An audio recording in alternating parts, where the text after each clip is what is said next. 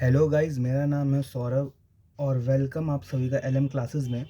आज हम एक नया सब्जेक्ट शुरू करने जा रहे हैं जिसका नाम है इलेक्ट्रिकल मशीन्स। तो आप सभी का स्वागत है उसके लेक्चर नंबर 1 में। तो आइए सबसे पहले देखते हैं कि इलेक्ट्रिकल मशीन्स क्या होती हैं।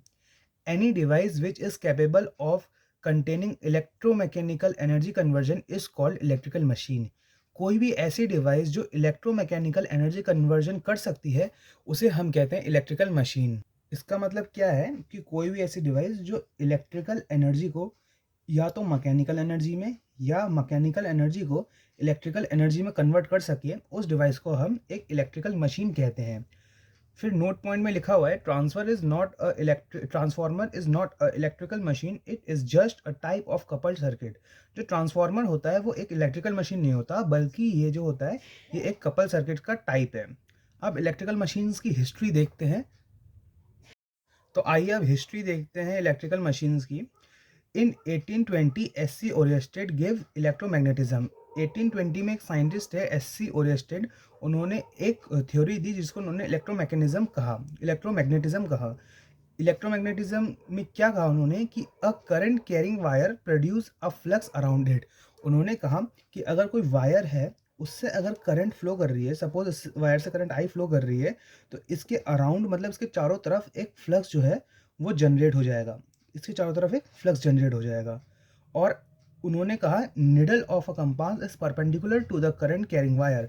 उन्होंने ये कहा कि अगर हम एक निडल लें, अगर हम एक कंपास लें और उसका निडल को हम ऑब्जर्व करें, तो जो वायर होगा इसके परपेंडिकुलर डायरेक्शन में जो उसका निडल होगा वो अलाइन हो। 1831 Michael Faraday gives the basic law of electrical machine, that is electromagnetic induction effect. फिर 1831 में एक और साइंटिस्ट आए माइकल फैराडे, उन्होंने एक बेसिक लॉ दिया इलेक्ट्रिकल मशीन के लिए।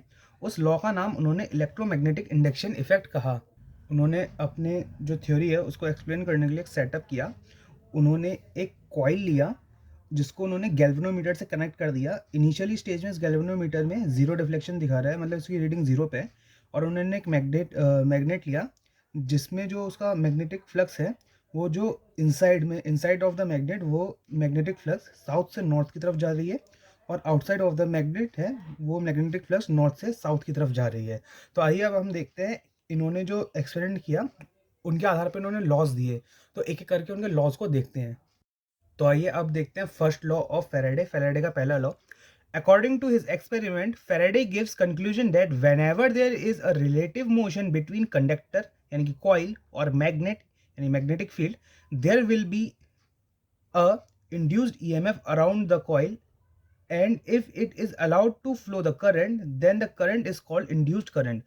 उन्होंने कहा कि अगर एक कॉइल है उसके चारों तरफ अगर हम मैग्नेट को जो है वो रिलेटिव मोशन में मूव करें, तो इस ये जो कॉइल है इसमें एक ईएमएफ इंड्यूस हो जाएगा, जिसके वजह से इसमें एक करंट आई है वो फ्लो होने लगेगी।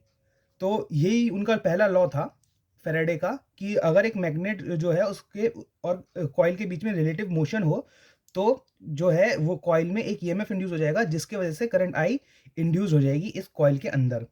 The EMF induced can be obtain by moving the coil towards and away from the magnet. पहला क्या तरीका है, कॉइल को स्टेशनरी रखो और मैग्नेट को आगे पीछे मूव करो। दूसरा क्या कहा उन्होंने, by moving the magnet towards and away from the coil. अब या तो फिर कॉइल को मैग्नेट के आगे पीछे करो, मैग्नेट को स्टेशनरी रखो। By changing the area linkage of the coil with the magnet, या तो आप वो एरिया लिंकेज जो है मैग्नेट और कॉइल का वो चेंज कर दो। बाय रोटेटिंग द कॉइल और मैग्नेट, या तो कॉइल और मैग्नेट को रोटेट करके हम इस कॉइल में ईएमएफ जो है वो इंड्यूस करा सकते हैं। ये फैराडे का पहला लॉ था। अब देखते हैं फैराडे का दूसरा लॉ। फैराडे का दूसरा लॉ क्या कहता है, the magnitude of induced EMF depends upon the rate of change of flux linkage. जो ईएमएफ इंड्यूस होगा इस कॉइल में वो rate of change of flux linkage से जो है उस पर डिपेंड करता है। इसमें E is directly proportional to D lambda over D T.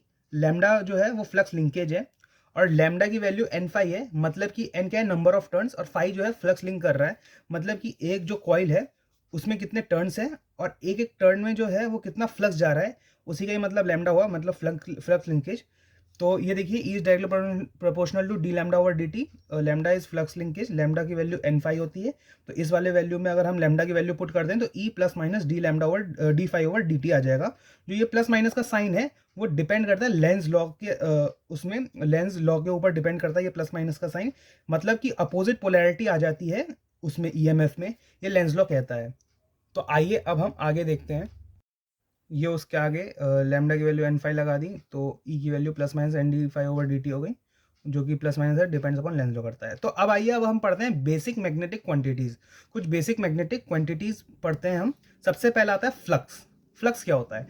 The magnetic field lines around the magnet is called flux and it is given by weber. Flux is always flow in close path.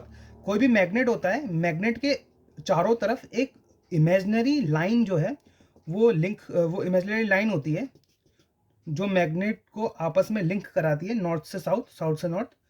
तो इसी को ही हम जो है वो magnetic flux कहते हैं। ये लाइन जो होती है वो दिखती नहीं है, पर ये एक मतलब एनर्जी फील्ड होती है जो मैग्नेट के चारों तरफ होती है। और ये फ्लक्स जो है वो नॉर्थ से निकलती है, साउथ की तरफ एंटर करती है और अंदर से साउथ से नॉर्थ की तरफ जाती है। और ये जो है हमेशा सिर्फ क्लोज पाथ में ही जो है वो ट्रेवल करती है। जो फ्लक्स है उसे हम फाई से डिनोट करते हैं। तो अगला आता है एमएमएफ, सेकंड पॉइंट। एमएमएफ की फुल फॉर्म है मैग्नेटोमोटिव फोर्स। क्या होता है ये? Force required to flow flux from one point to another point in a close circuit. मतलब कितना फोर्स चाहिए एक मैग्नेट को जो उसमें फ्लक्स फ्रॉम वन पॉइंट, एक पॉइंट से दूसरे पॉइंट में फ्लक्स जो है वो वो कर सके, ट्रांसफर कर सके, उसी को हम कहते हैं मैग्नेटोमोटिव फोर्स। जैसे इलेक्ट्रिकल सर्किट में ईएमएफ होता है वैसे ही मैग्नेटिक सर्किट में एमएमएफ होता है। इसको हम इलेक्ट्रिकल सर्किट में इलेक्ट्रोमोटिव फोर्स कहते हैं और मैग्नेटिक फील्ड में मैग्नेटोमोटिव फोर्स कहते हैं। जैसे इलेक्ट्रिक सर्किट में आई करंट डिनोट करता है और आर रेजिस्टेंस होता है, वैसे ही मैग्नेटिक सर्किट में फाई होता है फ्लक्स और आर एल होता है रिलक्टेंस। रिलक्टेंस क्या होता है? वो जैसे ये रेजिस्टेंस अपोज करता है करंट को, वैसे ही रिलक्टेंस अपोज करता है फ्लक्स को। ईएमएफ की वैल्यू होती है आई इंटू आर, एमएफ की वैल्यू होती है फाई इंटू आर एल। और एमएमएफ जो होता है वो एन इंटू आई भी होता है, मतलब कि आई मतलब करंट और एन मतलब नंबर ऑफ टर्न्स। एमएमएफ जो है वो rate of change of current पे भी डिपेंड करता है। तो एन ये है number of turns, I current, तो इसका जो वो होता है यूनिट वो एम्पियर पर टर्न होता है। अगला देखिए अगला है reluctance. Reluctance of a magnetic circuit is similar to the resistance in electrical circuit. It is opposition to the flow of magnetic flux. मतलब जैसे रेजिस्टेंस होता है इलेक्ट्रिकल सर्किट में, वैसे रिलक्टेंस होता है मैग्नेटिक सर्किट में। रेजिस्टेंस क्या करता है? वो इलेक्ट्रिक करंट को फ्लो करने से रोकता है और रिलक्टेंस जो है वो मैग्नेटिक फ्लक्स को रोकता है। रिलक्टेंस का फॉर्मूला होता है MMF divided by phi, NI divided by flux, मतलब ampere turn divided by weber. अगला आता है परमियंस। परमियंस क्या होता है? Reciprocal of reluctance. जैसे उसमें कंडक्टेंस होता है वैसे इसमें परमियंस होता है। तो परमियंस क्या होता है? रेसिप्रोकल ऑफ रेजिस्टेंस, यानी permeance is equal to 1 upon reluctance is equal to 5 upon NI, weber upon ampere turn. Electrical circuit में ये है resistance L upon sigma A, जिसे कभी कभार रो भी कहते हैं, और रिलक्टेंस होता है R L divide by L upon mu A. Mu जो होता है वो परमेबिलिटी होता है और म्यू का फॉर्मूला होता है mu not into mu R. Mu naught की वैल्यू 4 पाई इंटू 10 की पावर -7 एच अपॉन एम होती है। और जो वो परमियंस होता है 1 अपॉन आर एल हो जाएगा, यानी mu upon L, mu A into L. ठीक है, तो ये जो म्यू नॉट है वो क्या है? वो परमेबिलिटी इन फ्री स्पेस है। ठीक है, आगे देखते हैं परमेबिलिटी एंड परमेबिलिटी में क्या डिफरेंस होता है, क्या होता है ये। जो परमेबिलिटी होता है mu is equal to mu not into mu R. ये क्या होता है? Permit the ability of flow of magnetic flux. जो मैग्नेटिक फ्लक्स को फ्लो करने के लिए परमिट करता है, मतलब परमिशन देता है, वो म्यू होता है। ठीक है, उसे हम परमिएबिलिटी कहते हैं मैग्नेटिक फ्लक्स में। For free space mu not is equal to 4 pi into 10 की power -7 H divide by M. ठीक है, जो म्यू नॉट की वैल्यू होती है, मतलब परमिएबिलिटी इन फ्री स्पेस, वो 4 पाई इंटू 10 की पावर -7 एच अपॉन एम होती है। ठीक है, परमिबिलिटी की value E is equal to epsilon not E R होती है। ये एप्सिलॉन नॉट की वैल्यू होती है 8.86 इंटू 10 की पावर -12 फेरेड। तो एप्सिलॉन नॉट क्या होता है? ये परमिटिविटी होता है जो कि परमिट करता है, it is permit the ability to flow of electric current. और for free space epsilon naught की वैल्यू होती है 8.85 इंटू 10 की पावर -7 फेरेड पर मीटर। तो आइए क्वेश्चन देख लेते हैं जो कि ज़्यादातर इंटरव्यूज में पूछा जाता है। In electrical machine why always magnetic field is selected as a medium. एक इलेक्ट्रिकल मशीन में मैग्नेटिक फील्ड को एज अ मीडियम क्यों सिलेक्ट किया जाता है, इलेक्ट्रिक फील्ड को क्यों नहीं किया जाता? तो आइए देखते हैं आंसर इसका। The permeability of magnetic field is 10⁵ times better than the permittivity of electric field. जो परमिएबिलिटी होती है मैग्नेटिक फील्ड की वो 10⁵ टाइम्स बेटर होती है परमिटिविटी ऑफ इलेक्ट्रिक फील्ड के। When ever current flow it always produce losses in terms of heat loss, that is I² R losses, but when flux flow there will be no losses। जब current flow करती है तो वो कुछ loss produce करती है, I² R losses हम जिन्हें कहते हैं, जो कि हीट के फॉर्म में जनरेट होती है। लेकिन जब फ्लक्स फ्लो करता है तो उसमें कोई लॉसेज नहीं होता। कुछ एक नोट पॉइंट है, देख लेते हैं। Leakage flux is magnetic field can be avoid by constructing high permeable core. जो लीकेज फ्लक्स होता है, मतलब फ्लक्स लीक करता है एक मैग्नेटिक फील्ड में, तो उसको हम अवॉइड कर सकते हैं एक हाई परमिएबल कोर को बना के।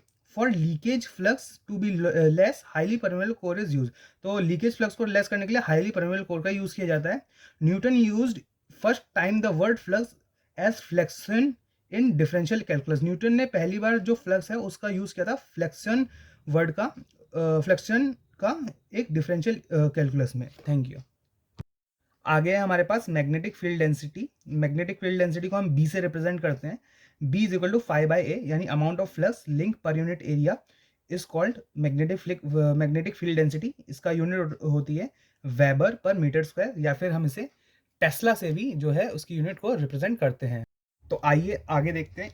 इसमें है magnetic field intensity. Magnetic field intensity को हम H से रिप्रेजेंट करते हैं।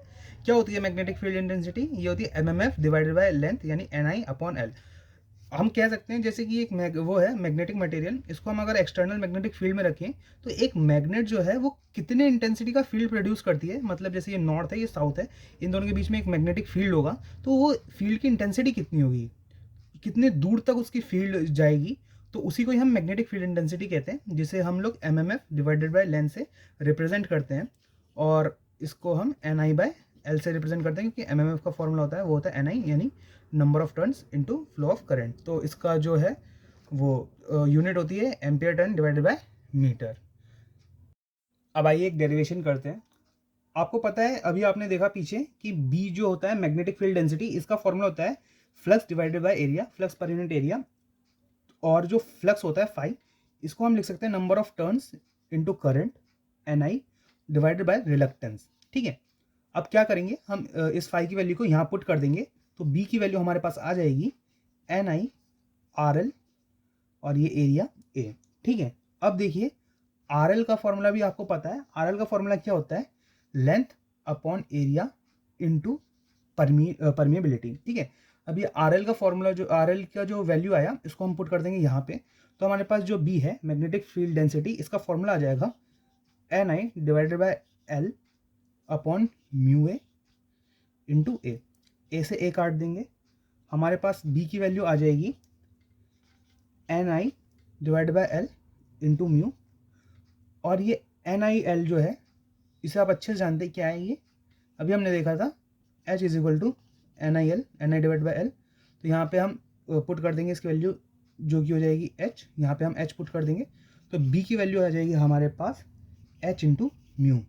ये एक बहुत इंपॉर्टेंट फॉर्मूला है जिसे आप ध्यान रखेंगे, B is equal to H into mu, यानी कि जो मैग्नेटिक फील्ड डेंसिटी होती है वो permeability into magnetic field intensity के बराबर होती है। Thank you.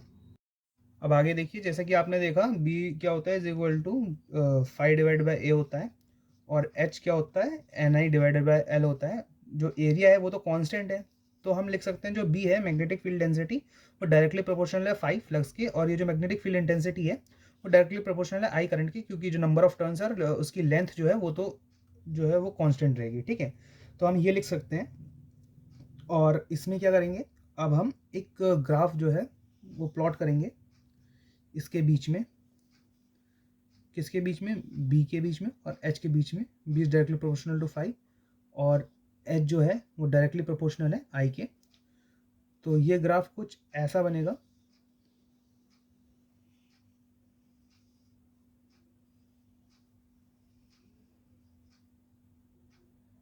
इसी को हम हिस्टैरिसीस लूप कहते हैं, या फिर हिस्टैरिसीस ग्राफ कहते हैं।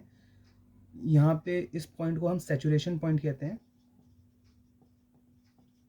तो ये ग्राफ है जिसे हम हिस्टैरिसीस ग्राफ कहते हैं या हिस्टैरिसीस लूप कहते हैं। इस एरिया को हिस्टैरिसीस लूप कहा जाता है, जो कि बी और एच के बीच में बनता है। आगे देखते हैं। आगे हमारे पास इंडक्टेंस। इंडक्टेंस दो तरह के होते हैं, सेल्फ इंडक्टेंस और म्यूचुअल इंडक्टेंस। सेल्फ इंडक्टेंस मतलब क्या होता है? Energy storage capacity of a coil due to current flowing in the same coil. मतलब कोई कॉइल है, उस कॉइल से अगर करंट फ्लो कर रही है तो इसमें एनर्जी स्टोरेज कैपेसिटी कितनी है, उसे हम सेल्फ इंडक्टेंस कहते हैं। सेल्फ इंडक्टेंस में एक बात ध्यान रखें, जो करंट होगी वो एक ही कॉइल से फ्लो करेगी और इसी कॉइल का ही हमको एनर्जी स्टोरेज कैपेसिटी निकालनी है, उसे हम सेल्फ इंडक्टेंस कहते हैं। एनर्जी स्टोरेज कैपेसिटी आप ये समझ सकते हैं कि इससे कितना फ्लक्स जो है वो लिंक कर रही है।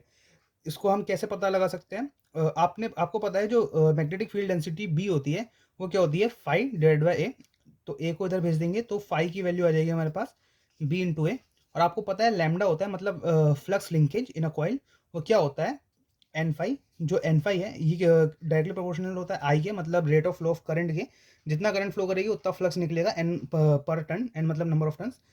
तो हम इस प्रोपोर्शनलिटी का साइन हटा देंगे तो हमारे पास आ जाएगा N phi is equal to L I, और आई को इधर भेज देंगे तो ये हो जाएगा N phi divide by I.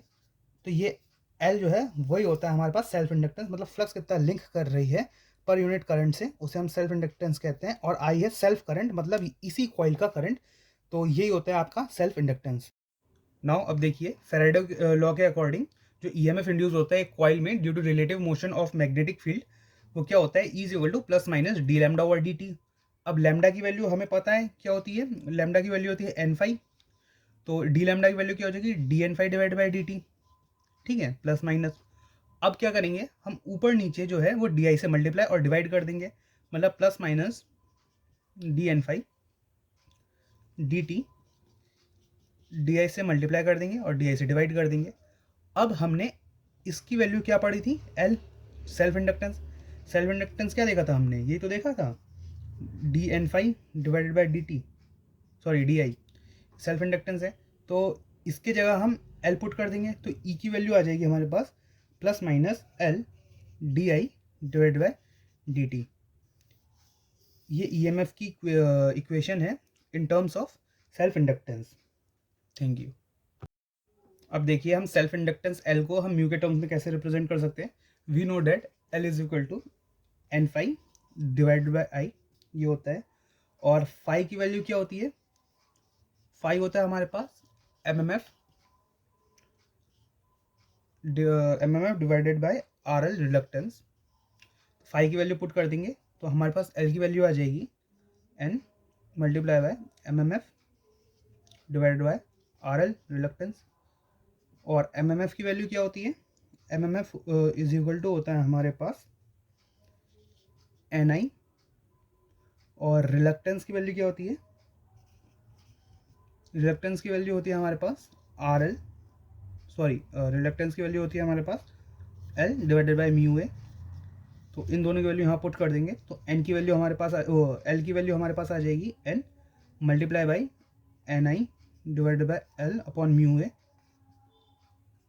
तो इससे हमारे पास आ जाएगा ये एन स्क्वायर हो जाएगा, तो ये हो जाएगा N square mu A divided by L. L यहाँ पे एन हो गया number of turns, A area, L length of the coil और म्यू परमेबिलिटी। Thank you. आगे देखिए, अगला हमारे पास म्यूचुअल इंडक्टेंस, जिसे हम एम से रिप्रेजेंट करते हैं। इसमें क्या होता है? Energy storage in a coil due to the current flowing in other coil. इसमें क्या होता है? जो एनर्जी स्टोरेज कैपेसिटी होती है पहले कॉइल की, मतलब इसमें जो फ्लक्स बनता है पहले कॉइल में दूसरे कॉइल में करंट फ्लो करने की वजह से। इसमें क्या होता है म्यूचुअल इंडक्टेंस में? दूसरा जो दो कॉइल होते हैं, जो दूसरा वाला कॉइल होता है करंट फ्लो इसमें करता है और इसके करंट फ्लो करने से इसमें जो फ्लक्स बनता है उसे हम कहते हैं म्यूचुअल इंडक्टेंस। म्यूचुअल इंडक्टेंस में जो पहला वाली कॉइल होती है वो दूसरे कॉइल में डिपेंड करती है फ्लक्स जनरेट करने के लिए। सपोज कीजिए एक कॉइल है C2 और ये कॉइल है C1। इस कॉइल C2 में एक करंट फ्लो कर रहा है I2। इस करंट फ्लो करने की वजह से इस कॉइल में एक मैग्नेटिक फील्ड प्रोड्यूस हो जाएगी। इस मैग्नेटिक फील्ड के प्रोड्यूस होने से जो इस वाले कॉइल में जो करंट प्रोड्यूस होगी उसे हम लेते हैं I1। और इस करंट की वजह से जो इस कॉइल में मैग्नेटिक फील्ड प्रोड्यूस होगी उसे हम कहते हैं म्यूचुअल इंडक्टेंस। मतलब कि जो ये energy storage capacity in a coil due to current flow in another coil, इस C2 कॉइल के में करंट फ्लो कर रहा है, उसके वजह से इस कॉइल में जो मैग्नेटिक फील्ड बनेगी उसको हम कहते हैं म्यूचुअल इंडक्टेंस। सपोज कीजिए इस वाले जो ये सेकंड कॉइल है C2, इसका एरिया है A2। अब देखिए हमें पता है फाई जो होता है, फाई टू वन, मतलब जो फ्लक्स है जो वन में बन रही है टू के वजह से, तो उसका phi equal to B1 × A2, जो कि डायरेक्टली प्रोपोर्शनल होगा करंट I1 के, मतलब जो इसमें फ्लक्स बन रही है वो I1 करंट के डायरेक्टली प्रोपोर्शनल होगा, I1 पे डिपेंड करेगा बेसिकली।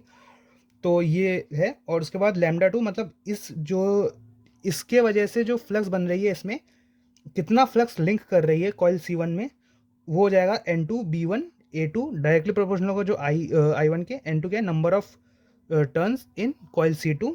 तो N2 is equal to MI1, ये डायरेक्टली प्रोपोर्शनल का साइन हटा के MI1 लगा दिया। फिर M की वैल्यू क्या हो जाएगी आपके पास, N2 521 divided by I1।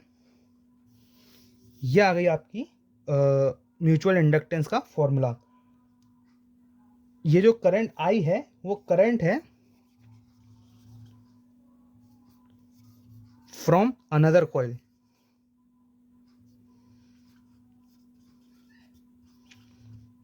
Self inductance में आई क्या था, सेल्फ करंट था, मतलब उसी कॉइल का करंट। लेकिन इसमें क्या, इसमें आई क्या है, इसमें आई है करंट फ्रॉम अनदर कॉइल, मतलब इस कॉइल का जो करंट है इसके वजह से जो इस कॉइल में करंट प्रोड्यूस हुआ वो है आई की वैल्यू। ठीक है, तो ये है आपके पास म्यूचुअल इंडक्टेंस का फॉर्मूला। अब देखते हैं EMF in terms of mutual inductance. ये दो कॉइल है सपोज कीजिए, जिसमें जो पहला कॉइल है उसमें नंबर ऑफ टर्न्स N1 है, दूसरा कॉइल में नंबर ऑफ टर्न्स N2 है। तो पहले कॉइल में सेल्फ इंडक्टेंस की वजह से L1 फ्लक्स लिंक कर रही है N1 नंबर ऑफ टर्न से, और दूसरे कॉइल में L2 फ्लक्स लिंक कर रही है N2 नंबर ऑफ कॉइल से। तो ईएमएफ की इक्वेशन पहले कॉइल के लिए हो जाएगी L1 dI1 divide by dt for self inductance, और इसमें भी हो जाएगी L2 dI2, इसमें I2 करंट फ्लो कर रही है dt। और म्यूचुअल इंडक्टेंस में क्या हो जाएगा, म्यूचुअल इंडक्टेंस तो सेम रहेगा M, तो M dI2 dt। I2 क्यों आया इसमें, क्योंकि जो म्यूचुअल इंडक्टेंस होता है उसमें जो दूसरा वाला कॉइल होता है उसके करंट की वजह से फ्लक्स आता है, तो फ्लक्स लिंक करता है, तो इसलिए यहाँ पे I2 आया पहले वाले कॉइल के लिए। और दूसरे वाले के लिए, दूसरे वाले कॉइल के लिए I1 आ जाएगा dI1/dt, और इसमें M। तो ये है ईएमएफ की equation for mutual inductance, same रहती है, सेल्फ इंडक्टेंस के लिए दोनों कॉइल के लिए अलग अलग होगी। Thank you. आइए अब एक बहुत इंपॉर्टेंट रिलेशन देखते हैं, relation between self and mutual inductance. M और L के बीच में हम रिलेशन देखते हैं। Let us suppose a transformer having a primary coil winding with number of turns N1 and the secondary coil winding number of turns N2। Transformer ले लिया जिसमें जो प्राइमरी साइड है उसमें N1 टर्न्स है, और प्राइमरी और सेकेंडरी साइड में N2 टर्न्स है। जो प्राइमरी साइड है उससे करंट फ्लो कर रही है I1, और सेकेंडरी साइड में करंट फ्लो कर रही है I2। ठीक है, इसका जो क्रॉस सेक्शन एरिया है इसे लेट कर लेते हैं A2, और इसके क्रॉस सेक्शन एरिया को कॉइल के उसको लेट कर लेते हैं A1। ठीक है, अब 5 2 1 मतलब फ्लक्स की वैल्यू जो 2 की वजह से 1 पे लिंक करेगी वो कितनी होगी, K1 B1 A2, जो डायरेक्टली प्रोपोर्शनल होगी I1 की। तो और लैम्डा क्या होगा, फ्लक्स लिंक करेगी जो 2 1 से, वो होगी K1 B1 A2 N2 directly proportional to I1, जिसको हम MI से रिप्रेजेंट कर सकते हैं। जो मैग्नेटिक फील्ड होता है B, आपको पता है जो मैग्नेटिक फील्ड B होता है, फील्ड डेंसिटी, वो क्या होता है 5 डिवाइड बाई A। 5 की वैल्यू होती है NI divide by reluctance RL, और ये नीचे 1 डिवाइड बाई A, ये हो जाएगा NI अपॉन रिलक्टेंस का लगा देंगे formula L divide by mu है, तो म्यू है ऊपर आ जाएगा इंटू 1/A, A से कट गया। तो B को हम लिख सकते हैं NI mu divide by L, तो इस वाले फॉर्मूले में पुट कर देंगे, तो लैम्डा 2 1 की वैल्यू हो जाएगी हमारे पास K1 A2 N2 divide by I2 into N1 I1 mu divide by L। तो देखिए जो लैम्डा 2 1 की वैल्यू थी वो थी K1 A2 N2 B1 is equal to MI1 लिख सकते हैं। लेमडा की वैल्यू हम mi1 लिख सकते हैं और इनकी इक्वल रख देंगे, तो m की वैल्यू आ जाएगी k1 a2 n2 divide by i1 into n1 i1 mu divide by l। तो इससे हम m की वैल्यू निकाल लेंगे जो कि आएगी k1 a2 n1 n2 mu divide by l। Similarly दूसरे कॉइल के लिए भी क्या आ जाएगी m की value k2 n2 n1 a1 mu divided by l। अब क्या करेंगे, इसको हम इक्वेशन 2 लेट कर लेंगे, इसको हम इक्वेशन 1 लेट कर लेंगे। अब हम इक्वेशन 1 और 2 को मल्टीप्लाई करेंगे तो हमारे पास आ जाएगा m square k1 k2 n1 square mu a1 divide by l n2 square mu a2 divide by l। और हमने देखा था जो इसकी वैल्यू थी वो क्या थी L1 और इसकी वैल्यू क्या होगी L2। हम इसे पुट कर देंगे तो ये आ जाएगा m square is equal to k1 k2, इसके जगह हम पुट कर देंगे L1 और इस वाली की जगह हम पुट कर देंगे L2 और हम इसे लिख सकते हैं m is equal to under root k1 k2 L1 L2, या सेपरेटली हम लिख लेंगे L1 L2 और k1 k2। अब इसको जो अंडर रूट k1 k2 है इसको हम एक कांस्टेंट के से डिनोट कर देते हैं। k1 k2 क्या है, ये है number of flux link, flux line linking, मतलब फ्लक्स कितना लिंक कर रही है उससे, मतलब कॉइल से एक दूसरे के कॉइल से। तो k1 k2 की वैल्यू है, इसको हमने ओवरऑल k से रिप्रेजेंट कर दिया। k को हम कहते हैं कपलिंग कोफिशिएंट, कपलिंग कोफिशिएंट इसे हम कहते हैं। तो m की वैल्यू आ जाएगी हमारे पास k under root L1 L2, जिसमें m है म्यूचुअल इंडक्टेंस और L1 L2 self inductance of both coils. Thank you.